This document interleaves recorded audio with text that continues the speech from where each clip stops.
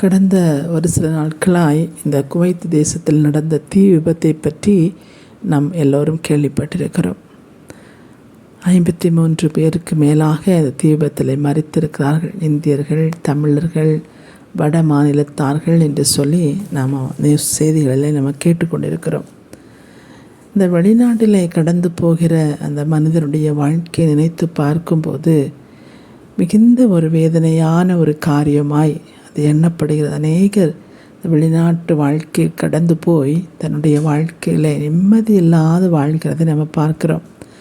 உலகத்தில் வெளிநாட்டில் சம்பாத்தியம் என்று சொன்னால் மிகுந்த சந்தோஷத்தோடு களிகூறுதலோடு உலக மக்கள், உலகத்தில் உள்ளவர்கள் நினைத்து கொண்டிருக்கிறார்கள். ஆனால் இந்த வெளிநாடுகளிலே போய் குடும்பத்தை நடத்த வேண்டும், மனைவி பிள்ளைகளை பாதுகாக்க வேண்டும் என்று எண்ணிக்கொண்டு தன்னுடைய வாழ்க்கையில் இன்பம் இல்லை, சந்தோஷம் இல்லை, சமாதானம் இல்லை. எங்கோ ஒரு இடத்தில் போய் பிள்ளைகளை முகத்தை பார்க்காமல், மனைவி முகத்தை பார்க்காமல், தாய் தகப்பனுடைய முகத்தை பார்க்காமல், ஒரு சொந்த பந்தங்களை பார்க்காமல், ஒரு சொந்த பந்தங்களுடைய ஒரு விசேஷ நாட்களை பார்க்காமல் எத்தனையோ ஜனங்கள் இந்த வெளிநாடுகளிலே போய் சம்பாதிக்கிற சூழ்நிலையை நம்ம பார்க்கிறோம். பார்த்திங்கன்னா இந்த வெளிநாட்டுக்கு கடந்து போகிற கணவன்மாருடைய சொந்தங்கள், மனைவிமார்கள், பிள்ளைகளுடைய வாழ்க்கை, அநேகருடைய வாழ்க்கை பார்த்திங்கன்னா ஏதோ அவங்க சம்பாதிக்கிறாங்க என்கிற பெருமையில் பயங்கரமாய் அவங்க வாழ்க்கையை சீரழித்து சம்பாத்தியம் வரும்போதெல்லாம் அதை தன்னுடைய வாழ்க்கையில் எப்படி சேகரிக்க வேண்டும், எப்படி சேர்க்க வேண்டும் என்று தெரியாதபடி துணி கடைகளிலும் ஹோட்டல்களிலும் கடந்து சென்று எல்லா பணங்களையும் விரயமாக்கி கொண்டிருக்கிற ஒரு சூழ்நிலையை நம்ம பார்க்குறோம் பாருங்கள். ஆனால் அந்த அப்படிப்பட்டதான காரியங்கள் இந்த நாட்களில் அநேக குடும்பங்களிலே வெளிநாட்டுக்கு போய்விட்டார் என்று சொல்லி அவங்க தன்னுடைய வாழ்க்கையை சுகபோகமாய் கழிக்கிற ஒரு சூழ்நிலையை நம்ம பார்க்குறோம். அதனால் பார்த்திங்கன்னா ஒவ்வொரு குடும்பத்தின் தலைவர்களும் பாருங்கள், பேச்சுலர்ஸ் என்று சொல்லி எல்லா மனைவி பிள்ளைகள் இல்லாமல் தனித்து போய் வேலை செய்கிற ஒவ்வொரு குடும்ப தலைவர்களும் படுகிற வேதனைகளை நாம் அறிய வேண்டும். பாருங்கள், இந்திய தேசத்தை போல் அங்கு குளிர் இல்லை.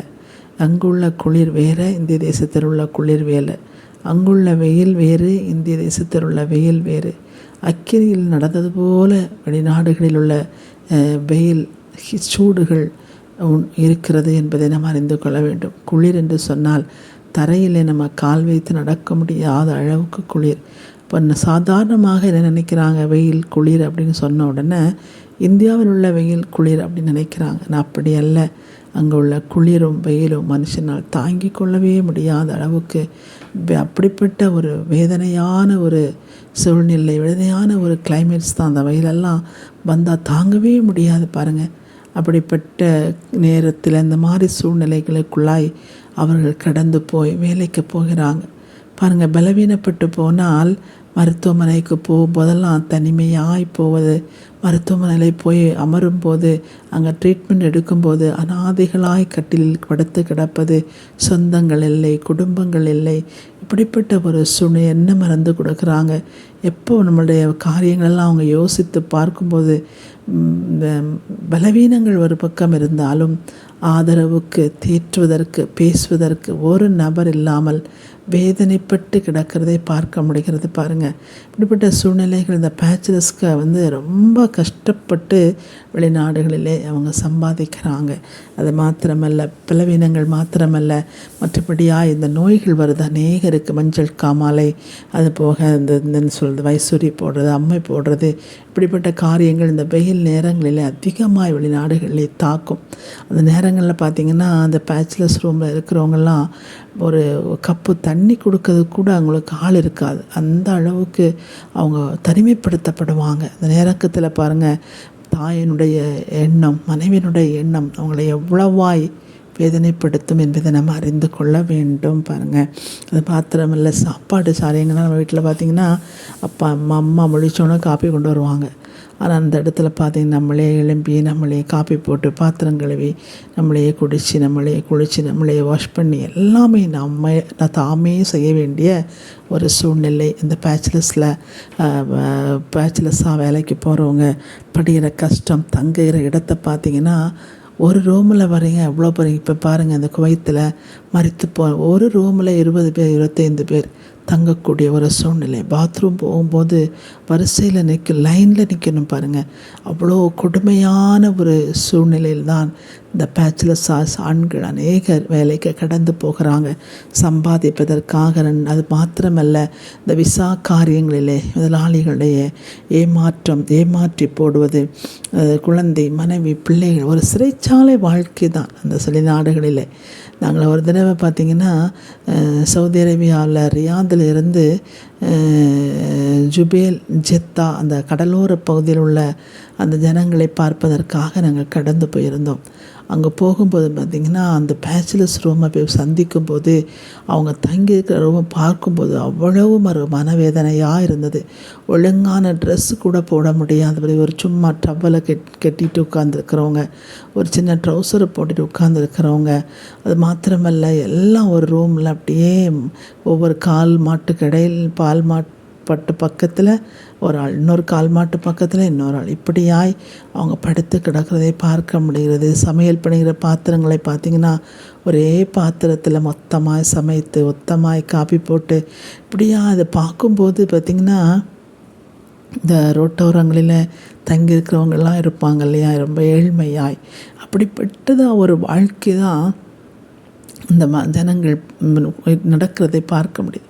ஆனால் பாருங்கள், வேலைகள் அப்படி எல்லா தொழிலும் வெளியில் போகிறவங்க, ஹோட்டலில் வேலை பார்க்குறவங்க பாருங்கள். அது மாத்திரமல்ல, சம்பாத்தியம் போதாது என்று சொல்லி வருமானம் குறைந்து காணப்படுகிற பிள்ளைங்க பாருங்கள், ரோட்டில் போய் பெப்சி பாட்டில் புறக்கி அந்த பெப்சி பாட்டில் விற்பாங்க பாருங்கள். அதை விற்றதை சாப்பிடுவாங்க.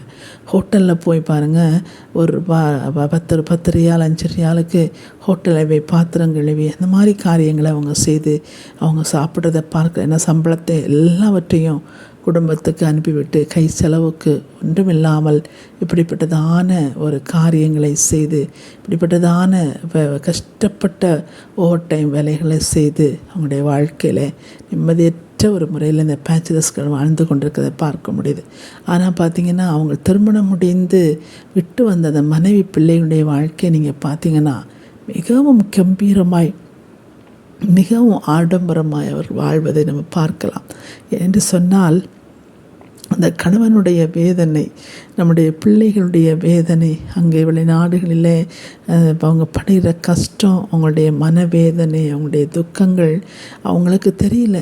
எப்படி அவங்க ஏதோ சம்பாதிக்க போயிருக்கிறாங்க, ஃபாரின் வேலை அப்படின்னு சொல்கிற ஒரு பெருமையில் ஒரு மகிழ்ச்சியில் இருக்கிறாங்க. ஆனால் நிச்சயமாகவே அப்படிப்பட்டதான ஒரு வேலையை செய்கிற பிள்ளைகள் மிகவும் மிகவும் தன்னுடைய வாழ்க்கை இழந்து, மிகவும் தன்னுடைய வாழ்க்கையில் நிம்மதி இழந்து, சரியான பசிக்கு ஆகாரம் இல்லை, சரியான வாழ்க்கை இல்லை, சந்தோஷமான ஒரு வாழ்க்கை இல்லை, ஒன்றுமே இல்லாத ஒரு வறுமையான ஒரு வாழ்க்கை. பணம் என்று சொல்லி போய் அங்கே சம்பளம் கூட சில இடங்களில் பார்த்திங்கன்னா சொல்கிற சம்பளம் இருக்காது. அப்படிப்பட்ட ஒரு பலவீனமான மோசமான ஒரு சூழ்நிலைக்குள்ள அநேக பிள்ளைகள் வெளிநாடுகளில் சம்பாதித்து கொண்டிருக்கிறாங்க. நம்ம சொல்ல வேண்டியது என்ன என்று சொன்னால், வீடுகளில் இருக்கிற மனைவிமார்கள் பிள்ளைகள் தன் கணவனுடைய வேதனை அறிந்து நமக்காக நம்முடைய துன்பங்களெல்லாம் வெறுத்து இவ்வளோ கஷ்டப்பட்டு நம்முடைய வாழ்க்கைக்காக தன்னுடைய வாழ்க்கையை அர்ப்பணித்து குடும்பங்களை நடத்தும்படியாக அவர்கள் வேலை செய்து கொண்டிருக்கிறார்கள். கொடுக்கிற சிறிய சம்பளமானாலும் அதை கவனமாய் சேகரித்து அந்த பிள்ளைகளுடைய பிற்கால வாழ்க்கைக்குரிய காரியங்களை செய்து மிகவும் கவனமாய் குடும்பங்களை நடத்தி செல்ல வேண்டும். இந்த நாட்கள் அநேக பெண்கள் உதாரித்தனமாய் நடக்கிறது.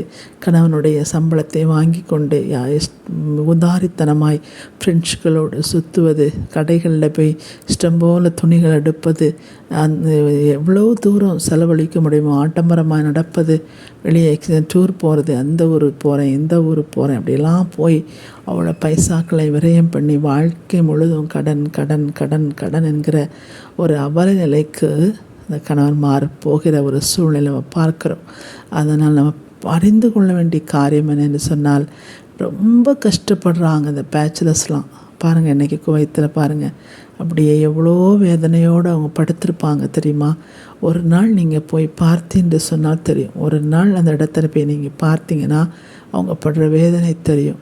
படுக்க தலையணை இல்லாமல், படுக்க ஒழுங்கான பெட் இல்லாமல் தரையில் படுத்து கிடக்கிற பிள்ளைகள் உண்டு. நான் வீட்டில் பார்த்திங்கன்னா பெரிய பெரிய மாளிகை போட்டிருப்பாங்க, வீட்டில் ஏசி வச்சு தூங்குவாங்க. தன்னுடைய மனைவி பிள்ளைகள் சந்தோஷமாக இருக்கும்படியாக இவர்கள் இப்படிப்பட்ட ஒரு வாழ்க்கையை பார்க்க முடியுது. ஏற்ற வயதில் வீட்டுக்கு வர முடியவில்லை. வயதான பின்பும் இந்த குடும்பத்தின் சூழ்நிலைக்காக வேதனைப்பட்டு கிடக்கிற ஒரு அவல நிலையை நம்ம பார்க்குறோம். நம்ம பெண்களாகிய நாம் மிகவும் கவனமாயிருந்து கணவனுக்கு ஒரு எலும்புருக்கியாக இராதபடிக்கு கணவன்மாரை தேவன் ஏற்ற காலங்களிலே அவங்களுக்கு உதவி செய்யும்படியாய் அவருடைய வருமானங்களை சிறுக சிறுக சேர்த்து கவனமாய் தன்னுடைய வாழ்க்கையை நடத்தி சென்று பிள்ளைகளுடைய வாழ்க்கை கடத்தி சென்று நம்ம வாழ நம்ம கற்றுக்கொள்ள வேண்டும்.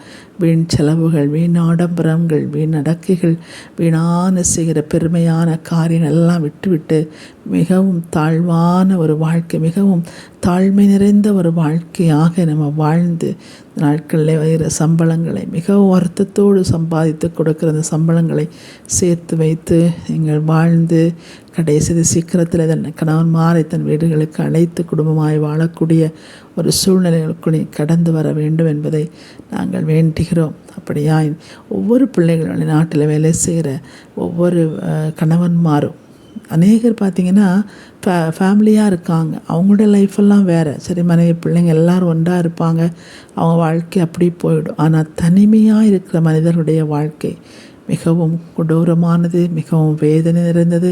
சொல்ல முடியாத ஒரு வேதனைக்குள்ள ஜனங்கள் கடந்து போகிறாங்க. அதனால் நம்ம அதெல்லாம் கவனமாக நினைத்து வாழ்க்கையில் சரியான காரியங்களை செய்ய மிகவும் கவனமாய் பெண்கள் அதிகமாய் வாழ வேண்டும் என்பதை நாங்கள் கேட்டுக்கொள்கிறோம். கர்த்தர் தாமே உங்களை ஆசீர்வதித்து எல்லா ஞானத்தையும் அறிவையும் புத்தியையும் தந்து வாழ வேண்டிய வழிகளை உங்களுக்கு ஆயத்தப்படுத்தி தருவாராக.